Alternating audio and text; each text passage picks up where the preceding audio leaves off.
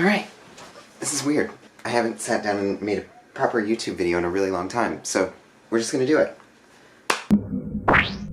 I'm Jacob Sadesi. I woke up today to find a package on my mailbox. The M4 iPad Pro. I've been waiting for this for about a week now. It's day one.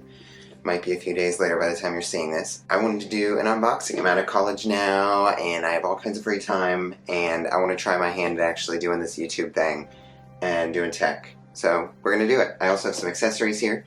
I have the Magic Keyboard in black also, and I have the Apple Pencil Pro. So this angle is kind of tough for an unboxing. I was thinking, how can I do a multicam setup? So I actually got out my Apple Vision Pro, and I'm going to do a first-person unboxing. Let's do it. So, scooch the camera back a bit, and I'm going to put my Vision Pro on, start a little recording here, and we're rolling with it. Video. Okay, we're recording.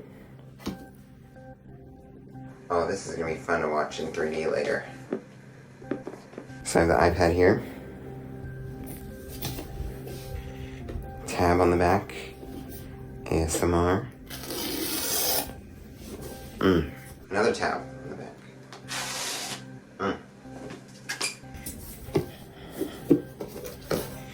We ready?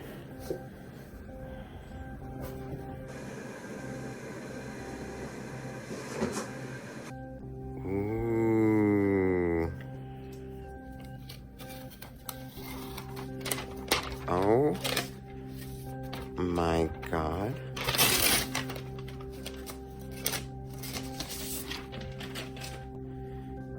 This is so thin. Okay, just by comparison, I have my original M1 iPad here.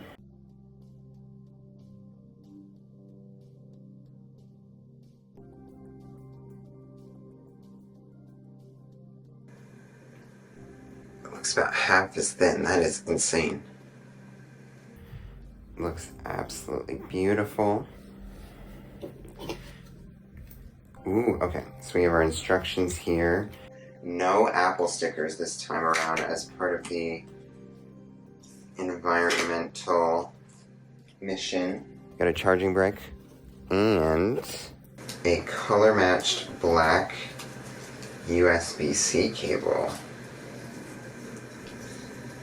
I love the black.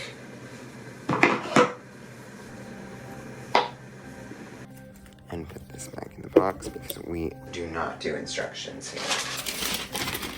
On to the accessories. The Magic Keyboard.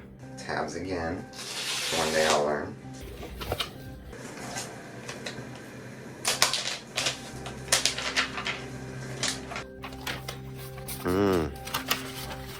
Oh, this feels nice. Ooh, and it's actually metal. Looks so good. So just for a comparison, here is the new one with the metal right here, and there's also function row keys as compared to the M1. No function row keys. It's a little bit heavier. This is also the same material as the outside of the cover. It's not this nice metal. I think the trackpad's supposed to be bigger too. Yeah, definitely bigger. So I'm gonna set all this aside. And now finally, we have the Apple Pencil Pro. They have 5 different boxes. This is the one I got. Did not get to pick. It came in the mail.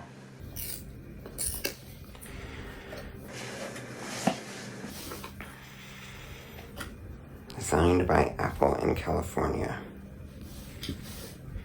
And yeah, it's just an Apple Pencil.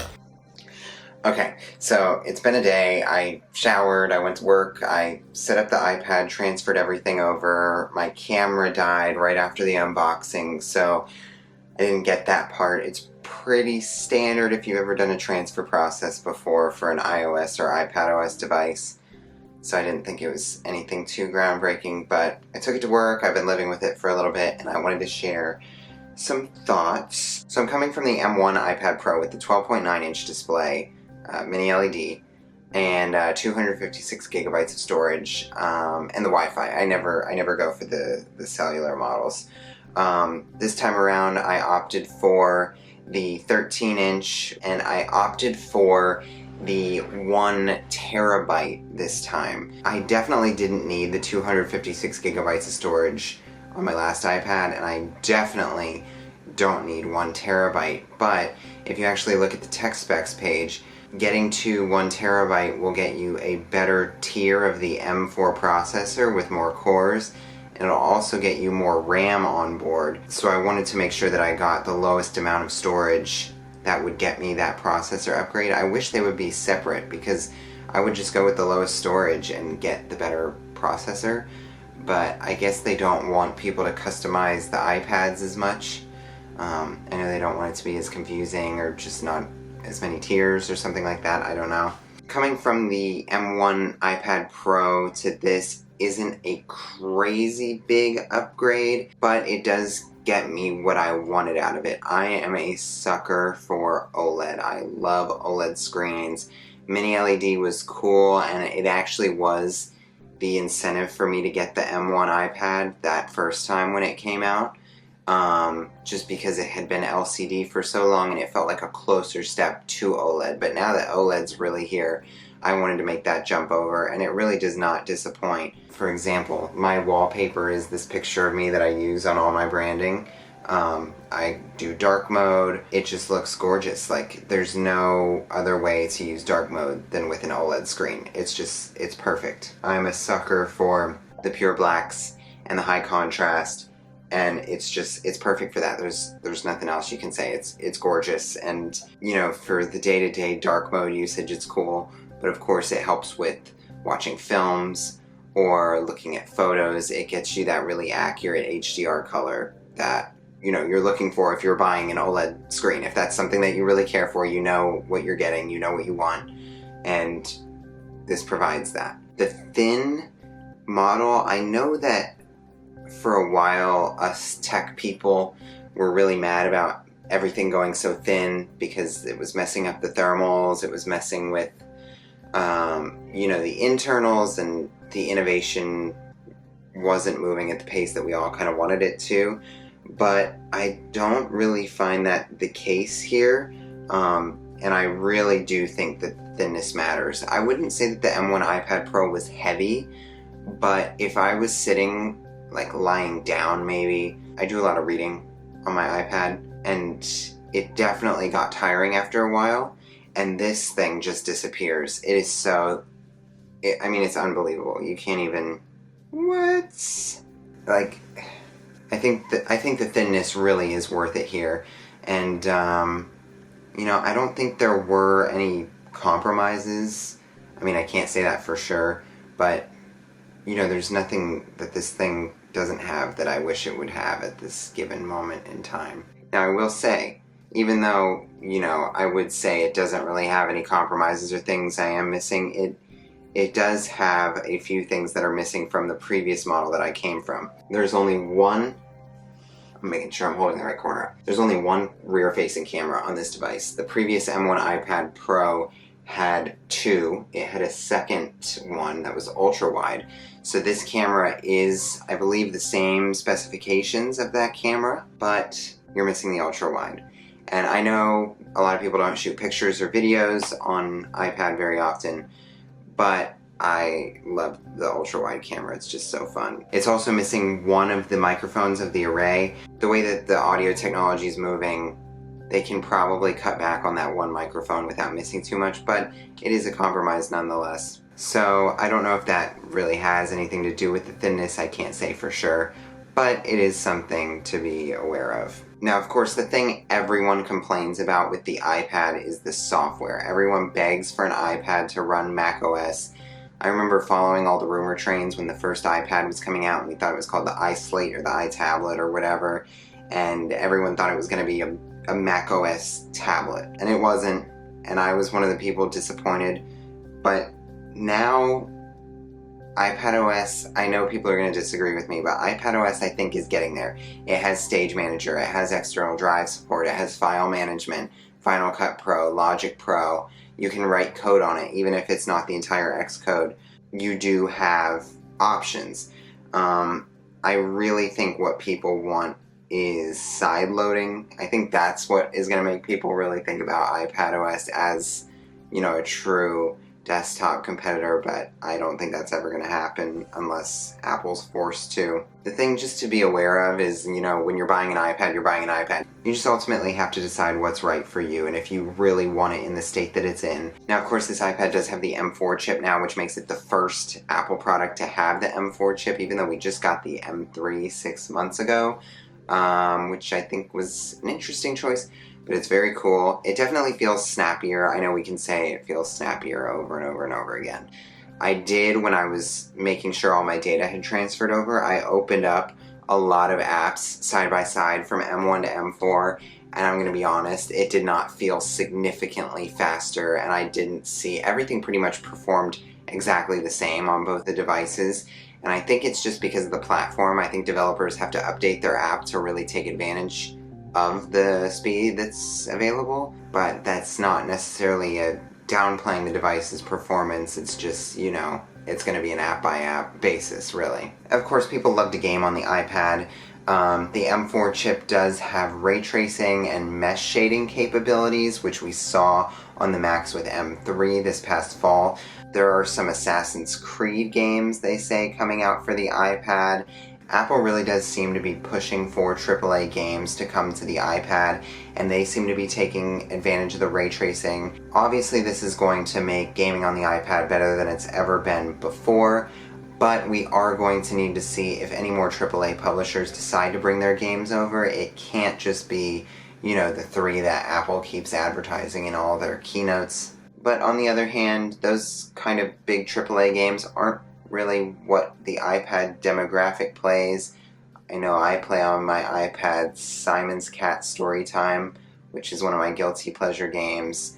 It got me through my entire summer of 2021. To not ask me about it. But I guess my point is, I think with the kind of games that people play on an iPad, that ray tracing capability might not be going to the best use. One thing that I think has become a core part of the iPad's identity in these past few years has been its modularity. It's kind of part of this holy trinity now. Of course, the iPad itself is at the top, but now there are these two accessories that kind of go with the iPad everywhere they are, and that's the Magic Keyboard and the Apple Pencil. So this new device with its new design has new connectors, so of course you need new versions of these accessories and you have to go out and order them.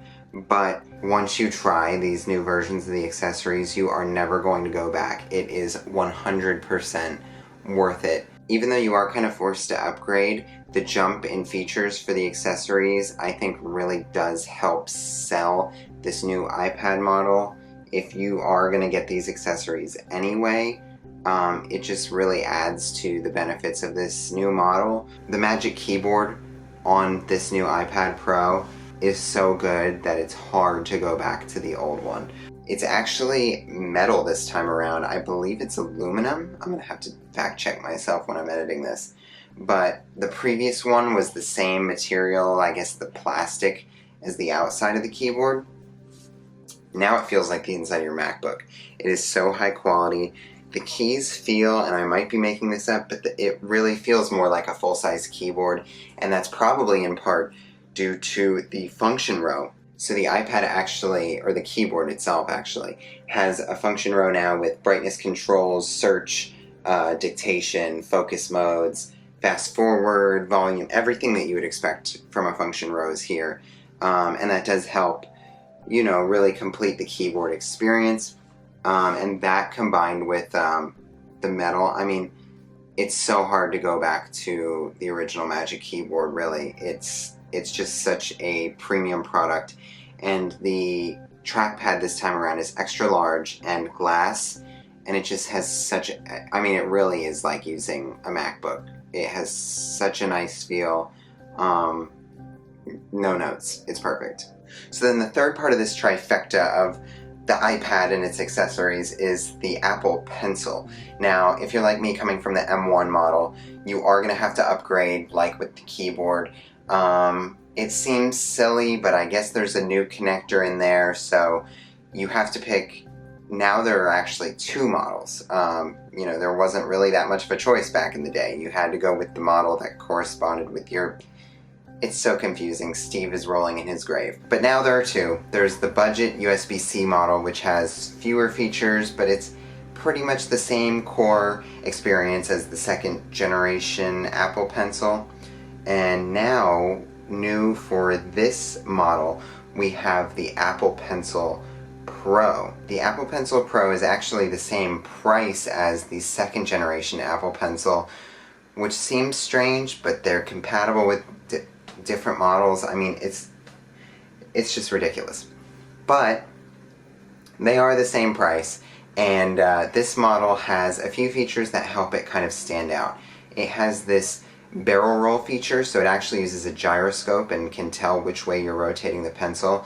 It can help if you are, you can rotate it while you're drawing, and of course with hover you can see which angle that you're going to be drawing with. I'm not an amazing artist, so I probably can't explain it in the best way, but I'll have some kind of visual here to help you, see what I'm talking about. Then the other thing is this squeeze gesture.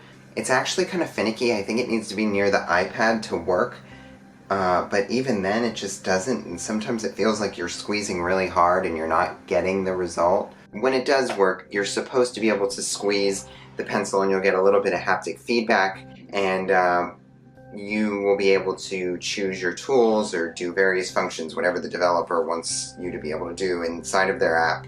So yeah, it's cool when it works, but it doesn't always. Now there is a feature with the Apple Pencil that we can all celebrate, not just the artists. I usually use mine for scribbling or for, transcribing text, things like that. But now if you lose it, you can add the Apple Pencil to Find My, and you can track it down, which is really cool. I haven't seen a lot of reviewers explaining how this works, and I was super confused and had to do a lot of digging to figure it out. So I hope to explain this. If you are curious how the Apple Pencil Pro works, here's your answer. So when you get the Apple Pencil and stick it on the side of the iPad, for me at least, it responded the same way that any other Apple Pencil would. It showed the indicator at the top that it was recognized, but there was no setup prompt or anything like that. So I had to go into settings, and the settings pane is actually a little bit more complete for the Apple Pencil Pro. It's more like the AirPods Pro or something like that, where you actually have some settings over the accessory. It's not immediately listed into Find My. I tried de-pairing it, repairing it, over and over again, going through the settings. I couldn't find anything. You actually have to go into Find My, and you have to add it as an accessory using the plus button. And then when you connect it to the side of the iPad, it will sync it up with your Find My. The interesting tidbit here is that it wasn't really clear how the Find My works and what features are available, because as we've seen with like the AirPods Pro 2, you can use precision finding and things like that, and you can see an exact location. My AirPods Pro 2 are so responsive when it comes to Find My. But then on the other hand, you have things like the Apple TV remote, where all you can do is find it with Bluetooth. So it's a little bit in between. It does list in the Find My app, but actually it's a little bit more comparable to the MagSafe wallet. Now, the MagSafe wallet with Find My support, really all it does is it logs the location where your MagSafe wallet was last connected to your phone, and that's how the Apple Pencil works in Find My. It will only save the location from when you disconnect the pencil from the iPad. So it's not going to have any GPS. It's not any Find My network support. It's not like it's pinging out. Your iPad just saves the location from where the pencil was last connected. But you can still find the Apple Pencil. There's a Find Nearby feature, and that one works similarly to the Apple TV Find feature. So when you click on it, it uses a Bluetooth signal to find it with proximity, and of course it's not going to be accurate. It's not going to give you down to the tenth of a foot the same way that a AirTag would, or an AirTag would rather, but it at least gives you that signal strength. One interesting tidbit though is that your iPad actually has to be portrait to find it. I don't know how big of a deal that is, but it's just strange. Overall, I think my verdict is that this is a great iteration of the iPad Pro. Is it going to be enough for everybody? No. The new build is great. I'm a sucker for OLED, of course, but the OLED is also great, and the new accessories really help sell the experience. If you're really a pro power user, there are going to be some things that the iPad just will not be able to do, and you're going to have to opt for a Mac. That's a given. But it is getting a little bit closer. Of course, we've had Final Cut Pro on the iPad for a little bit now, but now with OLED it gets just a little bit better, and those pro editors, even if it's not their full editing suite or the full version of Final Cut Pro, are going to have a little bit more color accuracy and things like that, and you know, it's just making the experience that much better. The iPad has always had the Apple Pencil, but now it has the Apple Pencil Pro, and you have these barrel roll features and you have the squeeze. It's not crazy, but it's making it that much better. These are features that feel like they should have been there for a while. The iPhone has had OLED since the iPhone 10, and that was, what, 6 years ago now? I mean, ugh, I feel so old saying that. It's taken 6 years for the iPad to get OLED, and now it's finally here. It just feels like these are features that the iPad should have had, and it's no-brainers, and it's getting it that much closer to being what it needs to be. On the other hand, it could be a hard sell for the higher-end iPad customer as well. I mean, it is, you know, significantly pricier. You're getting into that MacBook territory of pricing. And a lot of people who buy iPads just want to watch their shows, play their games, read their ebooks. And yes, it's the best iPad experience you can get, but for a lot of people, what they're going to do with this is not going to be worth the price of buying something with all these features packed in. If you do want it and you're willing to shell it out, then of course there's no better experience, but I just don't think that it's going to be a convincing sell for a lot of people. It really is the perfect device for me because yes, I'm going to consume content with it, and yes, I want that OLED screen for the best possible way to consume that content. But on the other hand, I do also do some of those pro things. I'm working on music. I use Logic Pro. I use Final Cut Pro. I use Photoshop on the iPad for a lot of my pictures. And I do a lot of graphic design and things like that in Illustrator.